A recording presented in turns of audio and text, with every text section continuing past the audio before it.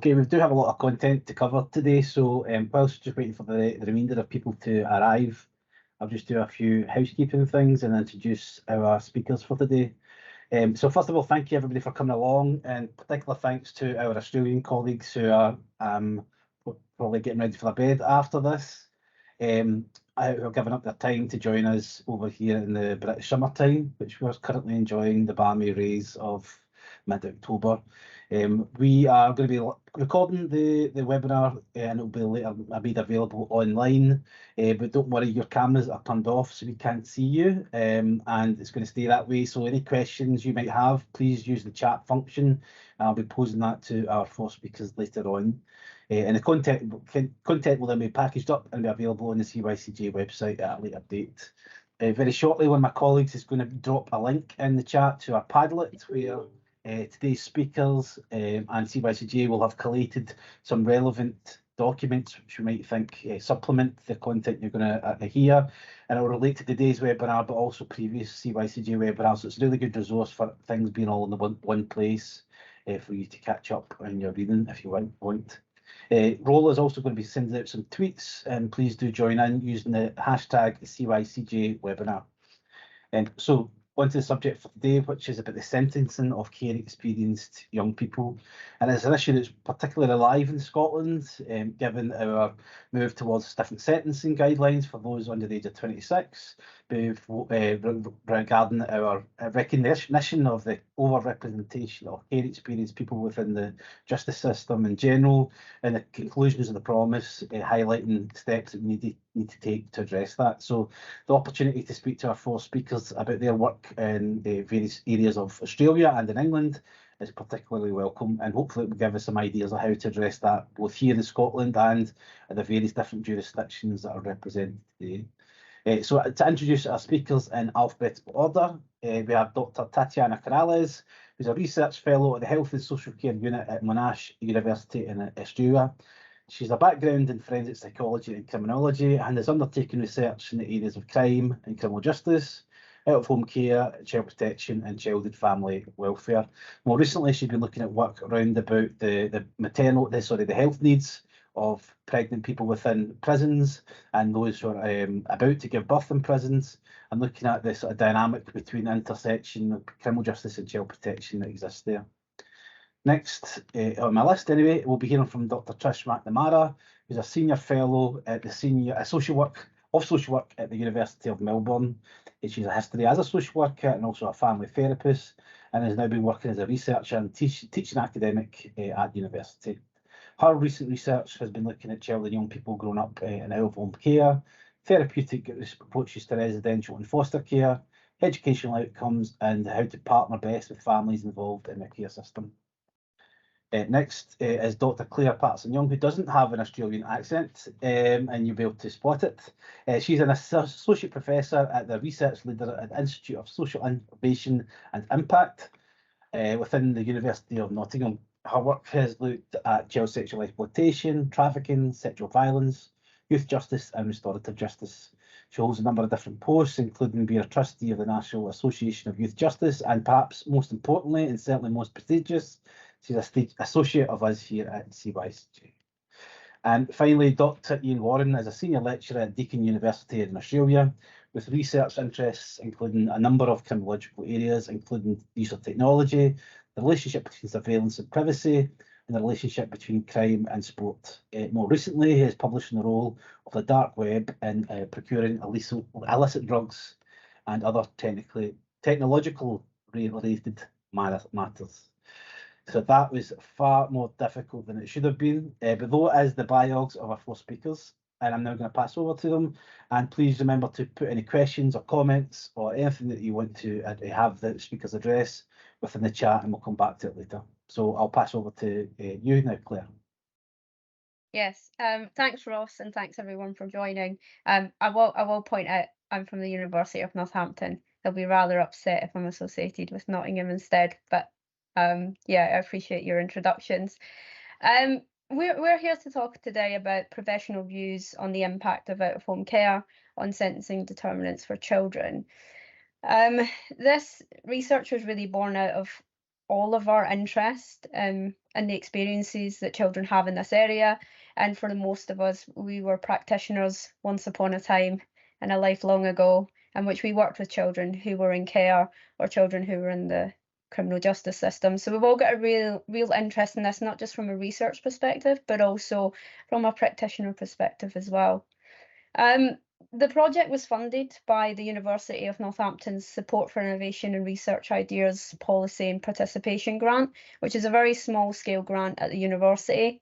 And initially we had planned to really do a scoping exercise of sentencing determinants for children and young people, though we were going to look at adult sentencing remarks because those are more widely available in terms of acknowledgement of experiences of out-of-home care. But that grew legs, as all research does, and it ran away from us a little bit. So we ended up doing a huge amount more with very limited funding. And so we've done a lot of interviews with professionals in the field. And we really just looked at the experiences of out-of-home care and particularly trauma and how that's factored into sentencing decisions. And we did that cross-nationally, looking at the experiences in England and Wales and also the experiences in 2 jurisdictions in Australia. I'm going to pass over to one of my colleagues, Tatiana, who's going to give acknowledgements for Australia, and then we'll move through the presentation. But as Ross said, any questions, please do pop them in the chat. Thank you, Claire, and thank you everyone for being with us here today. In Australia, it's customary for us to begin our presentations, our meetings, our webinars with an acknowledgement of country in recognition of the fact that we are living on stolen lands. So on behalf of the Australian research team, I'd like to begin our presentation by acknowledging the traditional custodians of the unceded lands on which we collectively live and work, which are the Wurundjeri people, the Bunurong people, and the Wadrung people of the Kulin Nation. We acknowledge their unbroken connection to the land, sea, waterways, skies, and all living things, a connection that has been sustained over millennia. We acknowledge and pay our respects to the wisdom of their ancestors and to their elders past and present, and we extend our respect to First Nations people who may be present with us here today. Over to you, Claire. Thank you, Tat. So today's presentation, you've already been introduced to the team, so I won't go through it again, but here's lovely pictures of us, just so that you can see what we look like if you can't already see us on the screen. Trish has joined us today, but Trish is a wide traveller at the moment, so she isn't actually specifically presenting, but she is on hand to answer any questions as well. I'd like to first acknowledge as well that Trish is sort of the reason we all came together. I contacted Trish put me in touch with Tatiana and Ian, and has been really instrumental in putting us in touch with lots of other leaders in fields and countries across the globe who are looking at this issue. So I'd first like to acknowledge Trish's involvement in bringing this together and making it happen. So to start our presentation today, we're just going to go through some of the, the reasons, the background for this research. And Ian's going to kick us off with that, and then we'll get into the nitty-gritty of the findings. Thanks so much, Claire. The starting point for this research is really that out-of-home care and the flow through between out-of-home care to youth justice generates a pipeline that's well established in both UK and Australian literature, but it's also more of a global phenomenon as well that we see in research from English-speaking countries at least. And what we also see is the dual system involved children and young people often experience complex trauma that's compounded by the instability of placements over the course of their youth, inevitable challenges with identity formation and a sense of self, and that in turn links back with the placement instability to a lack of sense of belonging.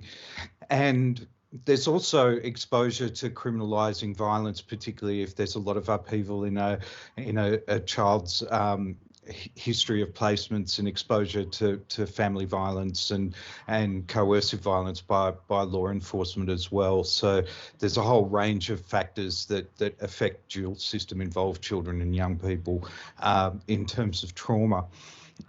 Pardon me. Now, research exploring the role of trauma as a mitigating factor in sentencing for violent crimes is starting to emerge in relation to both juveniles and adult offenders. And in some cases, we're also seeing developments in relation to young adults who are over the age of 18, but sort of, 24, 25-year-old span, where the issue of trauma is starting to be recognised within sentencing rulings, depending on the nature and the severity of the crime. But what we're also seeing is an application of trauma-informed models of justice, particularly at the juvenile and youth justice settings. And so those issues are really informing our approach to understanding how the sentencing process is working or not working, as the case may be, for young people that have been in out-of-home care and had these traumatic experiences. While there appears to be an acknowledgement and an appetite within the judiciary for more responsive and less punitive approaches to young people, the application of principles such as this is fairly inconsistent. And I think that's really where the crux and the importance of our project comes to the fore. So the pathway, obviously, between out-of-home care and youth justice is established, but there's limited research on the way removal from a family environment and placement in out-of-home care is factored into decision-making within the Children's Court. In Australia, we have a criminal division of the Children's Court in most jurisdictions here, or how it's being used in criminal courts when young adults who have been sentenced and then raise their history as a potential mitigating factor. So the extent to which that has been investigated is very minimal, and that's where our project is important. There's also a further issue from the Australian point of view. A High Court ruling by the name of it's a case called Bug Me recognised that a history of childhood trauma can be a mitigating factor in criminal sentencing. But as we'll discuss later, there's a question about whether that incorporates a history of unstable out-of-home care placements. And so that's sort of the essence of the things that we're starting to investigate within this project. Can we go to the next slide, please, Claire? Thank you. So the aims and methodology associated with this project is that we sought to investigate how a young person's history of trauma and experience of out-of-home care, particularly residential or congregate care, is factored into sentencing decisions in England and Wales and in Australia. And the two Australian jurisdictions we focus on are New South Wales and Victoria. And we do a multi-stage cross-national comparative study, which sounds pretty ambitious, but it kind of evolved really from the initial starting point in terms of the literature, as Claire indicated before. It kind of gathered its own momentum. And so what we ended up doing is started to do some interviews, and we planned a sort of a larger body of focus groups that were not possible to undertake. But we did in-depth interviews and focus groups in Australia, involving 18 people and 11 people in England and Wales. And the key stakeholders were and their views were analysed using Braun and Clark's reflexive thematic analysis, where researcher reflexivity is prioritised. And some of the people that we interviewed were in the Australian context, Children's Court magistrates, legal professionals, and people that work within the child. It's called here the child protection system. And in the UK, we aimed for a similar sample, except it was not possible to get magistrates or judicial authorities involved due to the nature of having to get consent. So we've gone as far as possible to get parity in the cross-national sampling.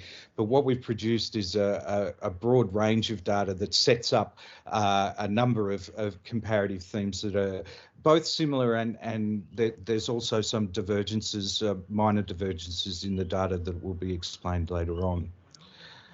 If we could go to the next slide, just to give you an overview of how the out-of-home care system works in that comparative context.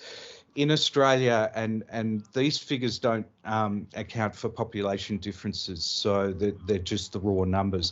But in Australia, we've got 45,000 and close to 45,400 children in out-of-home care throughout the nation, and about just under 4,000 are in residential care, and that's coming from national data from the Australian Institute of Health and Welfare.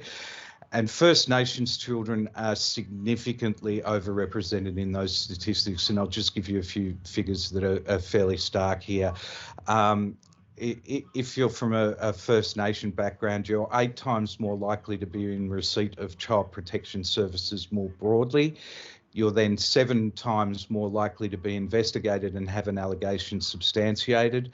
You're almost 11 times more likely to be placed on care and protection order, and 10.5 times more likely to be in out-of-home care. So despite a lot of work in royal commissions and so forth that has happened here to try and reduce the number of interventions against First Nations children, those statistics have remained relatively and troublingly constant over time, and so the rates are fairly staggering.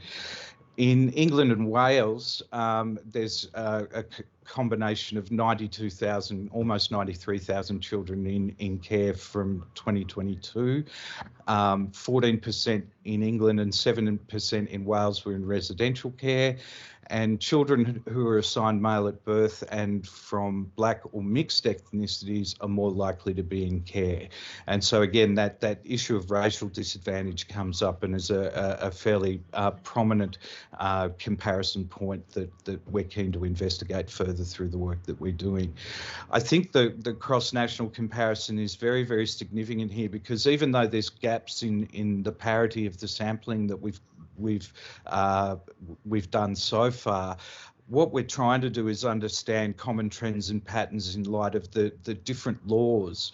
But the common trends and patterns are actually related to the statistical frequencies of the removal of children from disadvantaged backgrounds. So that's the real essence of what we're trying to do with this research. So I'll hand back over to Claire, and she'll cover issues relating to trauma and out-of-home care and some of the UK data. Thanks, Ian. So yeah, back to me. It would be really remiss of me not to mention trauma in relation to this, and I think very many of our early meetings discussing this issue, we dissented into discussion trauma-formed and trauma-aware practices. It's no be no surprise to anyone on the call, certainly not if you're familiar with the research, that there is a lot of research, especially now, acknowledging the trauma experienced by children who are in care or have experienced some sort of out-of-home care, as well as children who have experienced social care in general. A lot of these traumas, you know, they have a huge impact on that child's outcomes, and on the impact of the care that they experience throughout the system. And Ian spoke a little bit about instability in placements and challenges with placements that actually heighten this idea of trauma and the issues associated with it. We were very careful in this research not to just solely focus on trauma and trauma-informed practices. There is research out there, and certainly there's been a development, especially in the UK, around trauma-informed and trauma-aware practices within the criminal justice system and the youth justice system. And there's been a huge number of guidance documents produced that mention trauma, and there's recently been some trauma-informed lawyering documentation as well, which is really interesting in terms of how children are supported by not just social care and other police forces, but also how they're supported within the legal system by lawyers particularly. So it is something that we have considered. If trauma is unaddressed, it can create and lead to more significant challenges for children. Emotional and behavioural difficulties are noted in a number of cases, and certainly from all of our experiences, trauma is one of these one aspect of children's experiences that can lead to a significant negative impact. So we have acknowledged trauma throughout this process. I'm going to go into the findings just on, you could talk about trauma for hours, but just in conscious of time, we're going to move on to some of our findings. So in terms of the cross-national aspect of it, we brought together all of our ideas, our themes, our interviews, and really we looked at what are these overarching issues. So we divided them into essentially two areas: the core system issues, which were similar across all four areas, and then the judicial understanding of trauma and the application of that within the setting. So I'm sure it will not be a huge surprise to everyone and our colleagues in Scotland. I'm sure you will feel the same. There's an over-reliance on police as a behavioural management tool in residential care. And we found that across all the areas, almost everyone we spoke to mentioned this issue of behavioural management and the police becoming essentially, the aspect of control within the residential care, which has a huge impact on children. We'll talk a little bit more about that. Ian's already alluded to and spoken about the challenges within the residential care sector, specifically around placement instability, but also there are issues in terms of staffing arrangements, movement of children to placements out of area or significantly out of area. So that was another thing that was mentioned by the participants. Lack of coordination and scope between services for dual system involved children. There were several aspects of our research of which professionals mentioned the real lack of a cohesive approach to working with children. And although there were good practices acknowledged in some areas, the actual coming together and consistency was not something that people felt was there. And then a lack of support in terms of child protection. A few of our participants mentioned essentially youth justice being the hidden social care arena, and that actually these children were still and should be viewed very much within a social care environment or a therapeutic environment rather than in a criminal justice way. And obviously there's been moves in the UK in terms of child first principles to try and change that. And then moving on to judicial understandings. There was a real difference in the understanding in terms of trauma. And actually in a couple of the participant interviews, they were very clear that there is a big difference between trauma-informed and trauma-aware. And there was concerns about the trauma-aware training and trauma-informed training, that's half a day, 1 hour workshop, how that is actually impacting on our understanding of these practices. And although there is some really good practice in this area, there is also some practice that is superficially looking at trauma-informed care. And then we'll look at childhood adversity, out-of-home care, and the fact of it being a mitigating factor in terms of sentencing. And some of the early scoping we did around sentencing reports, certainly although care experience was mentioned in some reports, it was only mentioned briefly as just a note to this has happened, let's move on. It wasn't actually taken into consideration the way you would hope and the way that it's recommended within sentencing guidelines. So moving on to the findings in England and Wales. These do correlate very closely. Like I said, we've got the cross-national themes. But there were some areas that there were differences, which is really due to that child first and child-centred approaches, but also local differences in England and Wales. For time, I won't be able to spend a lot of time looking at these, but you can see on the screen, we've got police involvement in care and criminalisation of children. That idea that the residential placement or out-of-home care becomes this criminalising aspect of a child's life. And I'll talk a little bit more in detail. Missing from care Again, I'm sure people won't be surprised to hear missing in care came up quite a lot in our interviews, and that idea of criminalisation as a kind of domino effect from being missing from care, and then behaviour in care in terms of police being the aspect of control. In terms of placement and absent of appropriate responses, really this is all around placement, location of suitable placements, and then there was a huge amount of discussion around placements for 18 plus and children that were essentially a transition group moving from children to adult services. And although there is legislation in place to protect them, that wasn't always coming into force, especially during periods like COVID. And then criminal justice system is a source of further trauma. The entire system, and some people mentioned this in my own experience of working with children in the system who were going to court, is that it is quite an intimidating process, and it can further that experience of trauma in terms of treatment within court. And then inappropriate support and advocating for children in court. This came up a lot, and we've discussed this in regular meetings around one of the kind of key themes. And we could see it across all jurisdictions. Who was actually supporting children in court and how they were advocating was a big issue. And then legal infrastructure. There is guidance in place, and what we really tried to get to the bottom of was how that was being used. And everyone we spoke to was aware of it, and but their experience of seeing it in practice was very limited, with the exception of a few areas of good practice that they had seen. Robust support packages and suitable alternatives. And again, that goes back to the idea of placements. For some, and some people shared experiences of children being or receiving a custodial sentence as an alternative to a placement in the community because no placement was available. And that was something I've experienced in my own practice many years ago, and it hasn't really changed. So just a little bit more detail on that before I move on and pass over to Tat for the Australian view. So police involvement with children, there was a huge issue around stereotyping and negative perceptions, and how when the police were coming to homes, the stereotype of this child being naughty or bad or difficult or challenging was there. And this was very different from the view of children in foster care, in which that child was viewed as more settled. And for some of our participants, they mentioned that idea of deserving of care, and the view that these children are not deserving of care.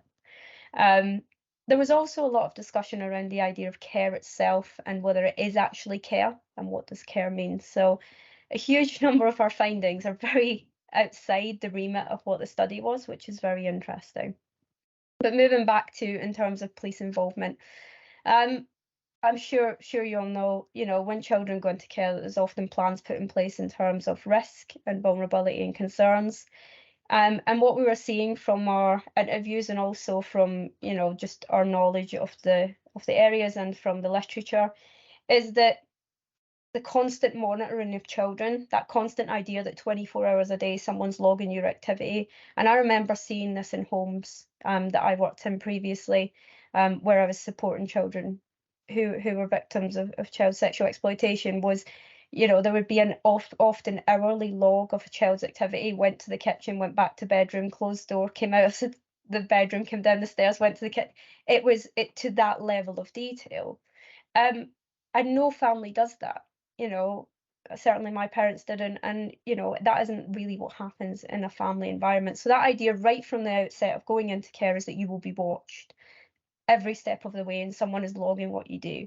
And then being late back also has that aspect of, if you have a 7 p.m. curfew, for example, and you're late back, that can actually instigate police involvement.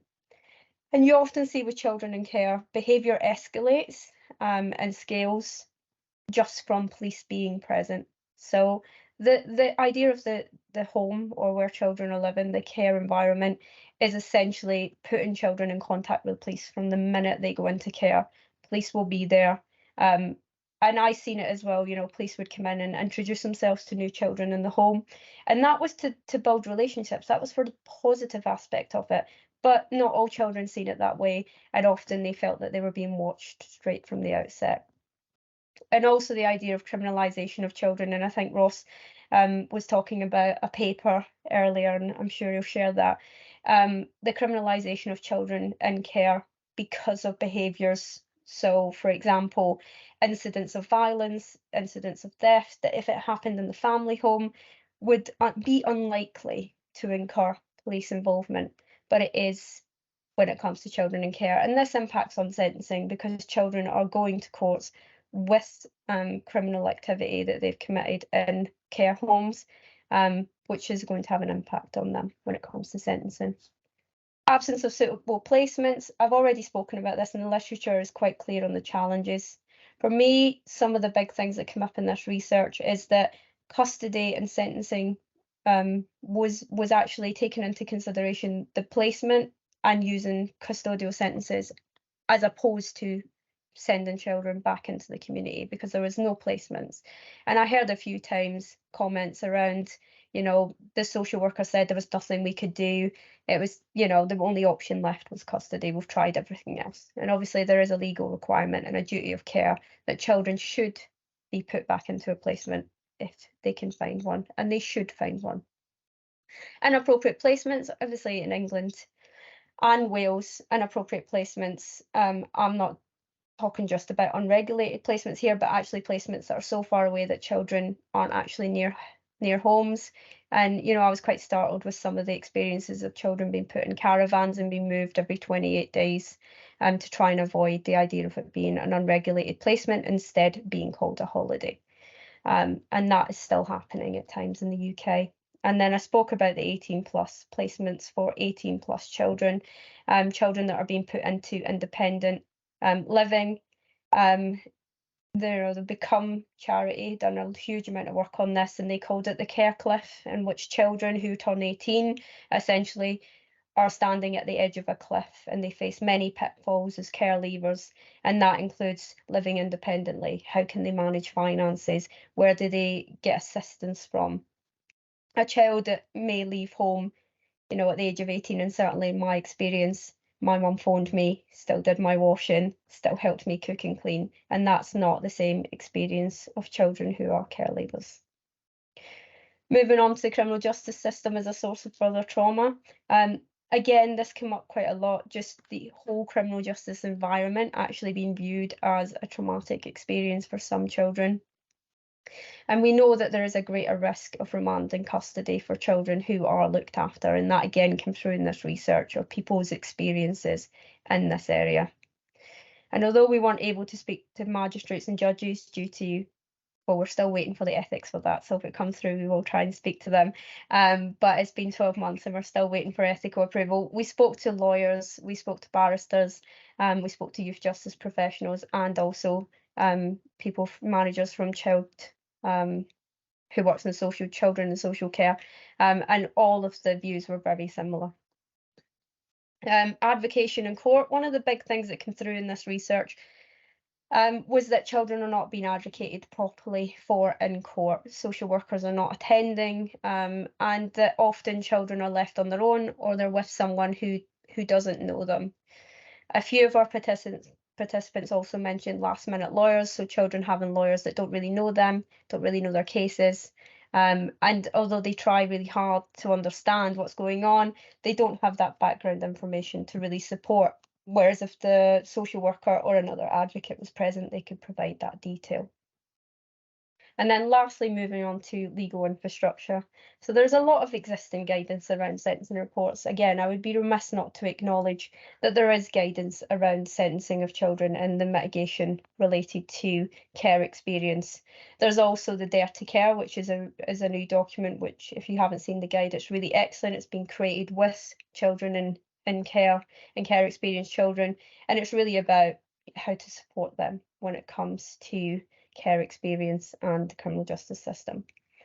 And then there's overarching principles for adults in the Sentencing Council, which does contain a section on age or lack of maturity experience as a result of social care. So there is an acknowledgement, and there's also enhanced case management as well for children in the youth justice system. But although these guides do exist and guidance, and there was an evidence in the sentencing reports that it wasn't taken into consideration, and certainly many of our participants said that it was sort of like a lottery approach. Depends where you went, depended on the magistrate or the judge, and it depended on the lawyer you had So a child that went to a magistrate who was fairly trauma informed, who had a lawyer who was also trauma informed and knew exactly how to advocate, and also had the social worker present who was really supportive, as well as any other support networks around them. They seem to have better outcomes according to our participants. So the kind of overarching recommendations from the participants and also throughout our research is around having robust support packages, suitable alternatives to custody, that really focus on supporting children therapeutically, but also with financial needs, education, and all the different levels of support they have.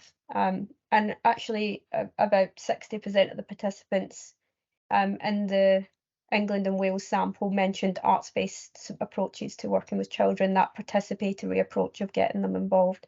So there was a lot of good practice mentioned as well, but I would say that there are local differences, and that was one of the challenges. So I'm going to pass over to Tatiana to go through the Australia findings. Thanks, Claire. In the interest of time, I know that Ross wants to bring in the Scottish perspective as well. I will fly through our key findings, predominantly because they are very, very similar to some of the issues that Claire has already touched on. Before I go through our findings, I do just want to note that the Australian child protection and criminal justice system is managed by each individual jurisdiction. So we've got 7 states and territories, and each one has responsibility for its own child protection and criminal justice system, including youth justice. And so when we're looking at New South Wales and Victoria, we're looking at 2 states with different systems for child protection and criminal justice. Having said that, there was remarkable consistency across both states in Australia, and also with the findings that Claire just presented from England and Wales. So the 5 core themes that are coming through our data at the moment relate to the criminalisation of trauma, the absence of therapeutic responses, the abrogation of responsibility by child protection, services and supports for children, dual system involved children, and also legal infrastructure. I'm just going to touch on a few key issues from each of these 5 major themes. We've got an over-reliance on police as a behaviour management technique in Australia as well. This is something that has been raised as a significant issue by our Children's Commissioner here in Victoria. And both Victoria and New South Wales have protocols between child protection and residential care service providers and the police in each state to minimise the criminalisation of children, specifically in residential care. What we've found through this research, though, is that in New South Wales, the protocol is being applied inconsistently across the state, and in Victoria, it has not even been implemented yet. So although there seems to be recognition at the top levels of government that this is a significant issue that needs to be addressed, that commitment, it does not appear to be filtering down to the ground in the way that it was intended. One of the things that we've also identified is that judicial officers, both in New South Wales and Victoria, can sometimes conflate vulnerability and risk. And I think this is a really interesting finding to come from our data, in that while the children's court magistrates, who are specialists, have a reasonably sophisticated understanding of developmental trauma and the impacts of removal and entry into out-of-home care, if a child has experienced significant placement instability in residential care and they've come before the courts on multiple occasions, their history of trauma and the factors that make them vulnerable can be seen as evidence that they are a significant risk to the community, because less punitive approaches have not worked in the past, and therefore more punitive responses are needed. So it's this fine balance between managing the multiple sentencing principles that are applied both in the children's and the adult jurisdiction. We also see that there is a perception amongst the judicial officers and lawyers that complex children are being abandoned in residential care, and that the child protection system is essentially abrogating its responsibility as the legal guardian of these children by not supporting them sufficiently when they come before the courts, and therefore making the responsibility for the management of these children's needs rest with youth justice rather than rest with child protection. So there's a bit of a breakdown in communication across both of these systems. Australia is a really large place. New South Wales in particular is a very vast state, and there are significant regional challenges in access to services for children and young people, both in child protection or out-of-home care and in the youth justice. So we have a lot of regional communities where children or young people with particularly complex needs are simply not able to be supported by either system, which raises challenges about what's going to happen to them. We have issues with lack of placements, as Claire mentioned as well. Nowhere where these children can be placed close to their communities or close to their families. And so we have situations where children are spending weeks remanded on bail, waiting for child protection to find them a suitable placement. We've got the absence of a coherent therapeutic response within the residential care system, which, as Claire mentioned, makes residential care be seen as both traumagenic and criminogenic. And a lot of this is related to an overburdened child protection system, a philosophical drive that sees residential care being the option of last resort. We've got staffing issues, got a workforce that is underqualified, highly casualised, and ill-equipped to work with some of these most complex cases. And we don't have, at least in Victoria, a very coherent therapeutic response to children in residential care. And so that results in a lot of churn and a lot of placement instability for these children. And then finally, we've got the legal infrastructure as well, which Ian mentioned. Our BUG-ME principles are applied both in the children and in the adult jurisdiction. They focus on significant childhood deprivation, significant childhood social deprivation, which, reading through some of the sentencing remarks that we're able to access, ends up being children's experiences of childhood abuse, neglect, exposure to family violence, exposure to parental drug use, and parental incarceration. Again, as Claire mentioned, in these sentencing remarks, there are fleeting references to a child having been placed in out-of-home care, but there is no specific acknowledgement of the unique traumagenic impact of being removed from family, and for First Nations children, especially from being removed from culture and community, and then being placed in residential care, out-of-home care. Next slide, please. So I think what I chose these two quotes specifically because they do highlight the core issue of criminalisation, I think, from the experts that we spoke to here in Australia, and this idea that despite the judiciary being relatively well informed about out-of-home care, particularly those judges and magistrates who sit in the children's division, there is still a lack of understanding or recognition that out-of-home care represents a unique traumatic experience above and beyond childhood adversity that led to the child being placed in out-of-home care in the first place. And so our first participant makes the case that at the moment, some of the most complex children in residential care are more likely to receive the assessments they need and the supports that they need once they enter youth justice than while they are under the guardianship of child protection, which I think is a real indictment on how that system is working at the moment. And next slide. So some implications from our findings. There is, as I mentioned, an inconsistent application of therapeutic and trauma-aware principles across both the youth criminal legal system, the child protection system, and residential out-of-home care in Australia. The police continue to be relied on as a primary source of behaviour management when things go wrong in residential care placements. And this results in coercive and punitive responses by the police, which re-traumatize the young people who already have had negative experiences with police from early childhood. What we're also one of the implications that's coming out from the Australian data is that the police are not using their discretion to divert children out of the youth justice system the way that it's intended by legislation. And again, there is significant variability across regions in the way that this discretion is being applied. And a lot of that's got to do with some of the more extreme media reporting that we've seen around the problem of criminal youth in Australia.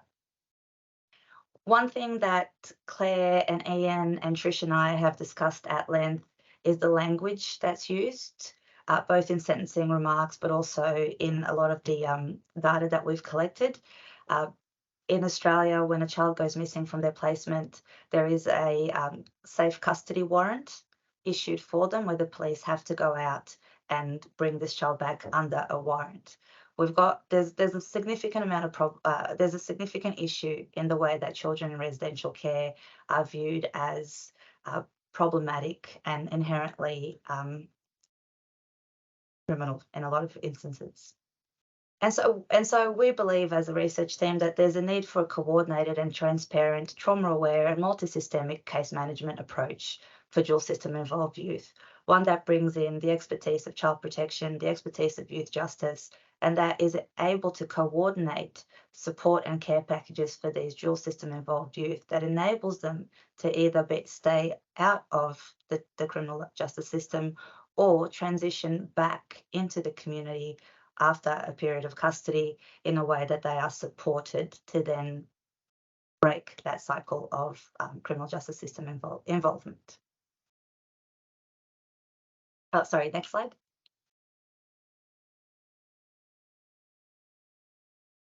And so this is just, again, wanted to finish with a couple of quotes from some of our participants. In Australia, we do have a significant history of criminalisation of children, particularly Aboriginal children. And so our child protection system has been founded on the misapprehension that some children, particularly vulnerable children, are criminals and therefore require a criminal or punitive response rather than a care-based response.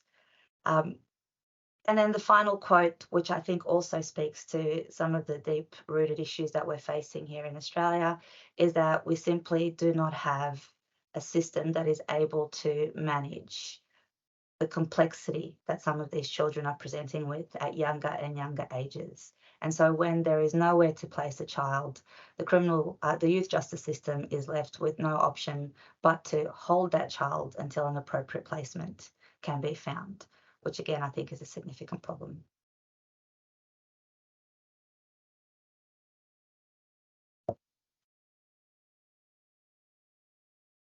Thank you, Tat.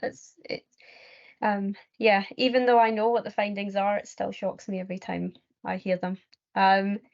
Ross, I know you wanted to give, sorry, we've eaten up a lot of the time. Ross, I know you wanted to give a Scottish perspective or a nod to some of the work that you're doing, so I'll pass over to you.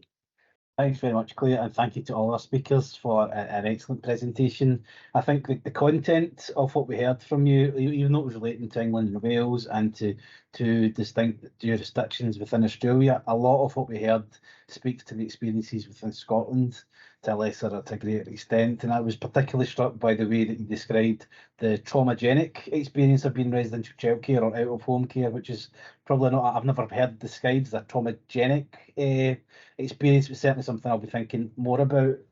And so I suppose some things within what you spoke about, which I'd probably like to pose questions to, as well as to flag up one of the questions in the chat. So I'll just go through in no particular order. Mike in the chat is asking about whether your work considered the different outcomes or experiences for those who were in residential out-of-home care versus foster care. Or had been adopted. So I'll leave that with you for a moment. Other things which I thought were particularly interested was interesting was the way in which trauma-informed justice was spoke about. And I wonder if there was anything from your studies that would point to what a trauma-informed justice system was, a trauma-informed lawyer was, or if indeed that was at all possible, given the nature of what the justice system is set up to do.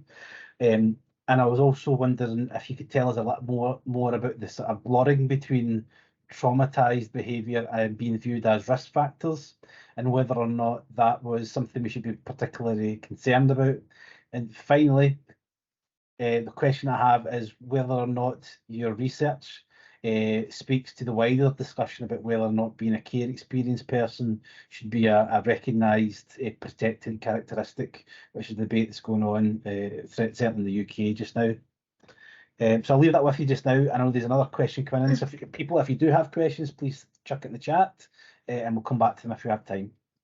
Yeah. Over to you, panel.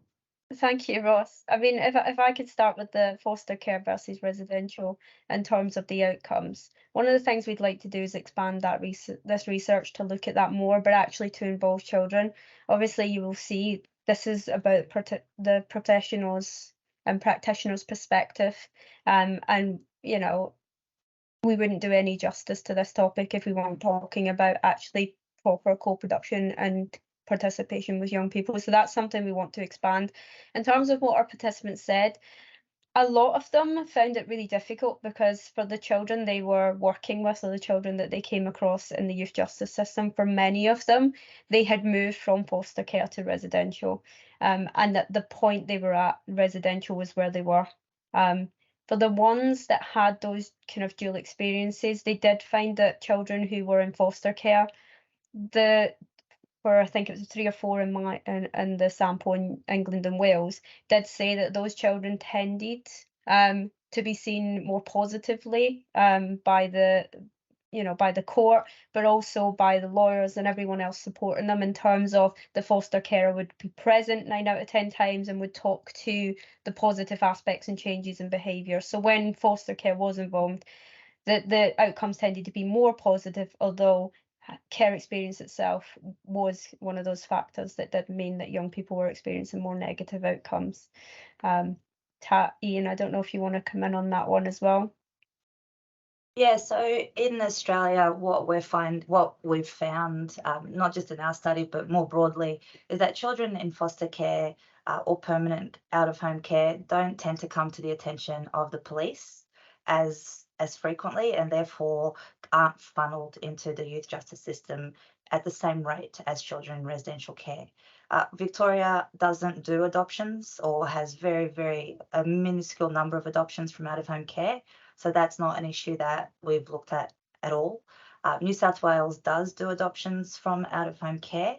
I could not actually tell you whether those children or young people are more likely to come into contact with the justice system.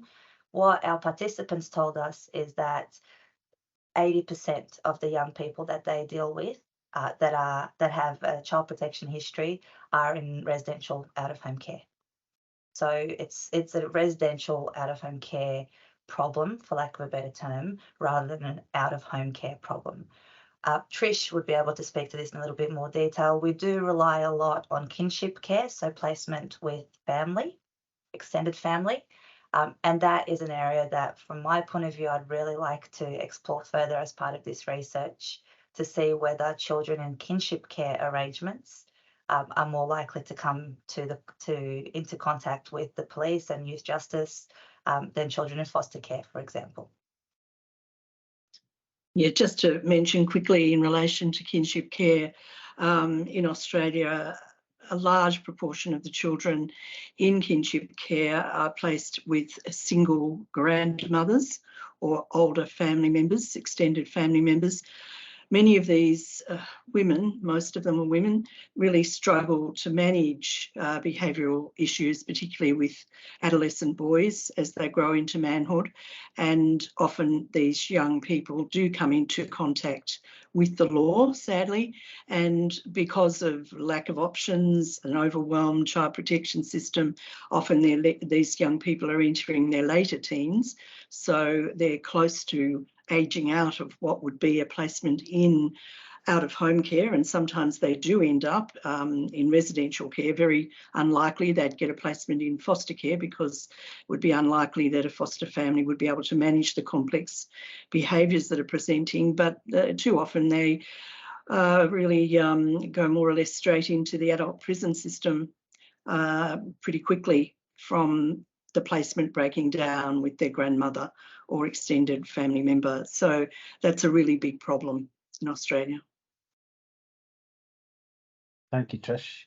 Maybe I could return to the question I posed earlier about the sort of blurring between being trauma-informed, trauma-aware within the court system, but also the identification and recognition of those areas of trauma, perhaps framing that child as particularly risky or dangerous.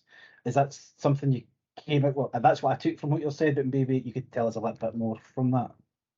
Yeah, it's such an interesting area, and I think one of the things, and certainly from a lot of the work I did as a practitioner previously, is children's protective behaviours, the way that they, when they've experienced trauma, they do protect themselves, is often viewed negatively. We see that in the education system often with children who have experienced trauma, that their tendency to run away from the situation, it ends up in reprimand, because they're not sitting there, not dealing with it, but they aren't capable of necessarily dealing with that, because that's their experiences. So I do think it's a big issue, and I know you mentioned as well in terms of trauma-informed, trauma-aware, and can a system that's built on kind of adversarial processes ever really truly be trauma-informed or trauma-aware? And that's one of the things that we spoke about in length, and it's out with the scope of this particular research project, but it's certainly something I'm interested in.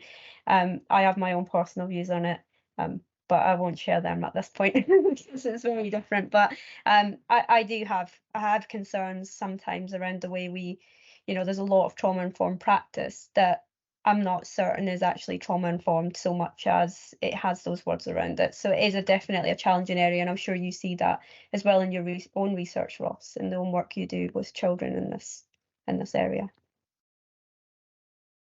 Thank you, Claire. I'm just aware of the time and the time difference for some of our guests, so I'll just close up very shortly, but finally say thank you again for all our speakers for joining us. Just to remind people of the Padlet, where links to the various different research that we spoke about will be found, and to flag up a future CYCJ event which is taking place start of next month, which is looking at a similar issue, which is looking at secure care and some of the factors and the around about the workforce, how best support those that are working within secure care to meet the ambitions set out in the promise and deliver secure care. So we're going to have speakers from Scotland, England, and 2 speakers from England actually, from practice and research background. So please do sign up to that. Thanks everybody for coming along, and look out for this being packaged up on the CYCJ website very shortly. Thanks again. Thank you. Thanks, everyone. Thank you, everyone. If you get any questions, just contact us.